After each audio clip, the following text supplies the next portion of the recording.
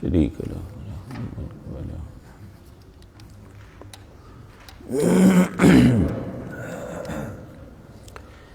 ان الحمد للہ نحمده ونصلی علی رسوله الکریم اما بعد اعوذ باللہ السمیع العلیم من الشیطان الرجیم بسم اللہ الرحمن الرحیم یا ایہا النبی قل لأزواجک وبناتک ونساء المؤمنین یدنین علیہن من جلابیبہن ذلك أدنى أن يعرفن فلا يؤذين وكان الله غفورا رحيما لئن لم ينته المنافقون والذين في قلوبهم مرض والمرجفون في المدينة لنغرينك بهم ثم لا يجاورونك فيها إلا قليلا ملعونين أينما ثقفوا أخذوا وقتلوا تقتيلا سنت اللہ فی الذین خلو من قبل ولن تجد لسنت اللہ تبدیلا۔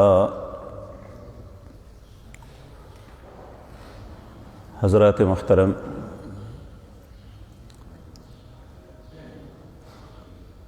گزشتہ آیات میں 3 باتیں عرض کی تھی۔ ایک تو اللہ اور اس کے رسول، اللہ اور اس کے فرشتے درود بھیجتے ہیں نبی کریم صلی اللہ علیہ وسلم پر، اہل ایمان تم بھی درود و سلام اور ان کی فرما برداری کیا کرو۔ دوسری بات یہ عرض کی تھی کہ جو اللہ اور اس کے رسول کو اذیت دیتا ہے دنیا اور آخرت میں لعنت کا مستحق بن جاتا ہے۔ تیسری بات یہ عرض کی تھی کہ جو اہل ایمان کو تکلیف اور اذیت دیتا ہے کسی بھی طریقے سے، وہ بہت بڑا بہتان کا مرتکب ہوتا ہے اور ایک عظیم گناہ میں مبتلا ہو جاتا ہے۔ تو اہل ایمان کو اذیت دینی، اسے بھی اللہ نے بہت بڑا جرم قرار دیا۔ مکہ مکرمہ میں تو قریش مکہ نے جو رسول اللہ صلی اللہ علیہ وسلم اور آپ کے ساتھیوں کے ساتھ رویہ برا کیا ہی تھا، لیکن کم از کم ان میں یہ نہیں تھا کہ وہ خواتین کے متعلق کوئی خباثت کرتے۔ مدینے کے اندر جو منافق تھے، یہ خواتین کے متعلق بری نظر رکھنا، ان پہ آوازیں کسنی یا اس طرح کرنا، یہ یہاں معمول بنا ہوا تھا۔ اس کا سبب ایک یہ بھی تھا کہ چونکہ مخلوط مجلسیں ہوتی، ایک دوسرے کے گھر آنا جانا، خواتین بے پردہ باہر نکلتی تھی، اس وقت پردے کا حکم نہیں آیا تھا۔ اور یہ ایک فطرتی بات ہے کہ جب عورت پردے میں نہ ہو تو شیطان انسان کے ذہن میں، ہر دونوں کے ذہن میں خیال ڈالتا ہے کہ وہ ایک دوسرے کی طرف مائل ہو۔ اللہ رب العزت نے اس رستے کو بند کرنے کے لیے ان آیات کو نازل فرمایا۔ اللہ فرماتے ہیں یا ایھا النبی، مخاطب نبی کریم کو کیا اور حکم سب کے لیے۔ سب سے پہلے نبی کو کہا کل لازواجک، آپ کی ساری بیویاں، وبناتک، اور ساری بیٹیاں۔ یہاں ان بد نصیب لوگوں کا رد بھی ہوتا ہے جو نبی کریم کی ایک بیٹی تسلیم کرتے ہیں، باقی تینوں کو رسول اللہ کی بیٹیاں ہی نہیں مانتے، جبکہ اگر ایک بیٹی ہوتی تو واحد کا صیغہ آتا۔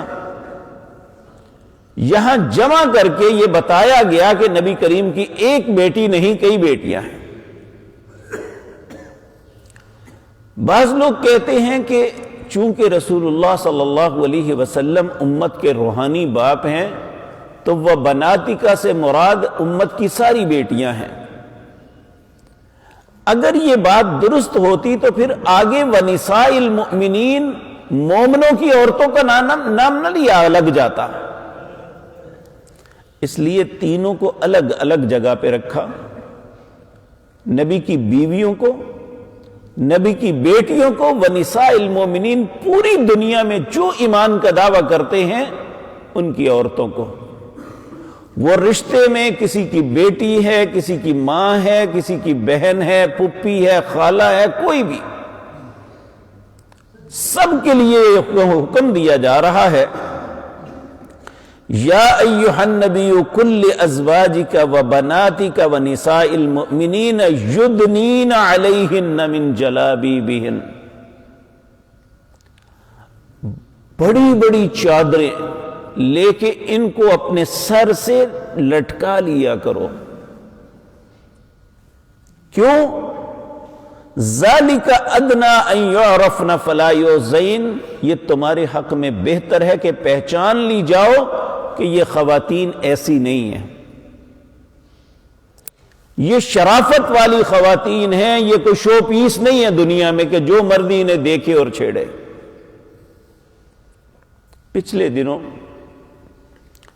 فیس بک پہ ایک غیر مسلمان لڑکی نے یورپ کے اندر دو کردار ادا کیے، اور حقیقت بات یہ ہے کہ اس نے شاید پتہ نہیں کس ذہن سے کیا، لیکن اس سے اسلام کی حقانیت اور اسلام کے احکامات کی تعظیم کا اظہار ہوتا ہے۔ پہلے اس نے بڑا بیہودہ سا لباس پہن کے باہر نکلی اور بازاروں میں چکر لگانے لگی، تو ہر جگہ اسے کسی نہ کسی نے آوازیں کسی، کسی نے چھیڑا، کسی نے کچھ۔ پھر وہی خاتون اپنے آپ کو برقعے میں ڈانپ کے، نقاب اوڑھ کے تو باہر نکلی۔ اس نے پیدل 6 کلومیٹر کا سفر کیا مختلف بازاروں میں۔ ایک بھی شخص ایسا نہیں تھا جس نے اس پہ آواز کسی ہو یا اس کی طرف متوجہ ہوا ہو۔ یہ پوری دنیا کو ایک پیغام اس نے دیا، حقیقتاً پتہ نہیں اس نے مذاق اڑانے کی نیت کی تھی یا جو بھی، لیکن اللہ کے حکموں کی حقانیت کا احساس ہوتا ہے اس وقت جب یہ ساری چیزیں انسان پریکٹیکلی اپنی نظر سے دیکھتا ہے۔ ایک خاتون باپردہ جب اپنے گھر سے نکلتی ہے تو کسی کو کوئی توجہ نہیں ہوتی یہ کس عمر کی ہے، اس کا چہرہ کیسا ہے، اس کا لباس کیسا ہے، کیونکہ اس نے سارے جسم کو ڈھانپا ہوا ہے۔ اور جب وہی عورت بے پرد ہو کے، میک اپ کر کے، تیار ہو کے باہر نکلے گی تو ہر شخص دیکھے گا، ہر بھوکی نظر اس کا تعاقب کرے گی، ہر نفاق والا اس کی طرف لپکے گا، ہر بیمار دل جو ہے اسے چھیڑے گا۔ تو اللہ رب العزت نے خواتین اسلام کو باندھنے کے لیے نہیں، ان کی عزت، ان کی حرمت، ان کی عصمت کو بچانے کے لیے اللہ نے انہیں ایسا لباس پہننے کا حکم دیا۔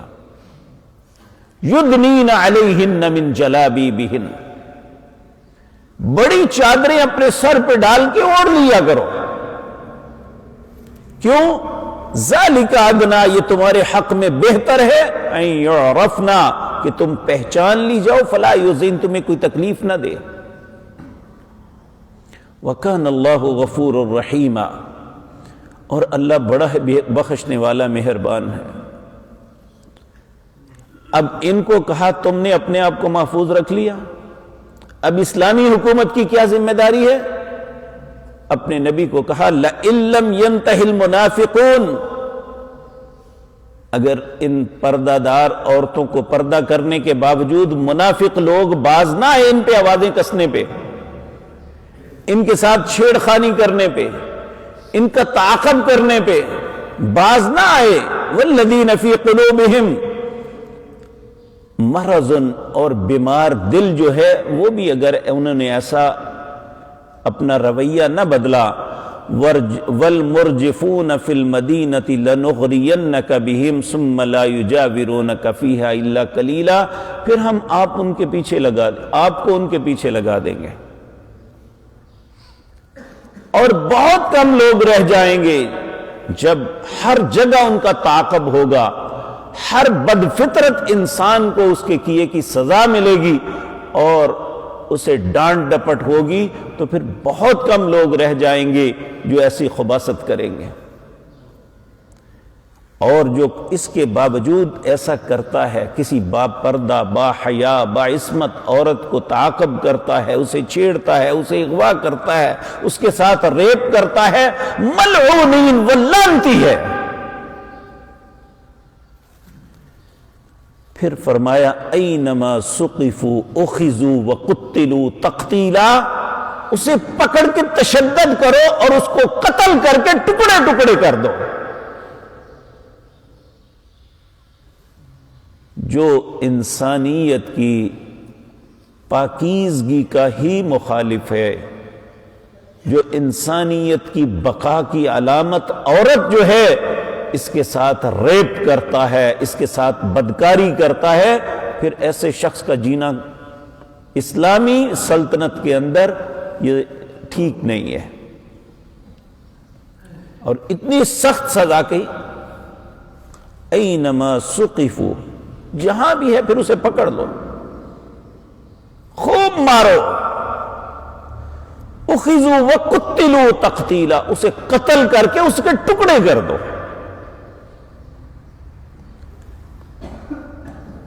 بعض بزرگوں کو یہ واقعہ یاد ہوگا، ضیاء الحق کے دور میں ایسی خباثتیں شروع ہوئی تھی۔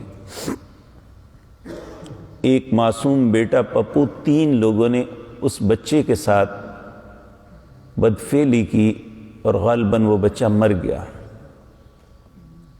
لاہور ایک اسٹیڈیم کے اندر سر عام لوگوں کو اکٹھا کر کے ان تینوں کو پھانسی دی گئی۔ کئی سال تک کوئی بچہ اغوا بھی نہیں ہوا تھا اور کسی نے ایسا سوچا بھی نہیں تھا۔ آج روزانہ اتنے واقعات ہوتے ہیں، اور ہمارا میڈیا، ہمارے سیاستدان، ہمارے وکیل یہ اتنے بے شرم لوگ ہیں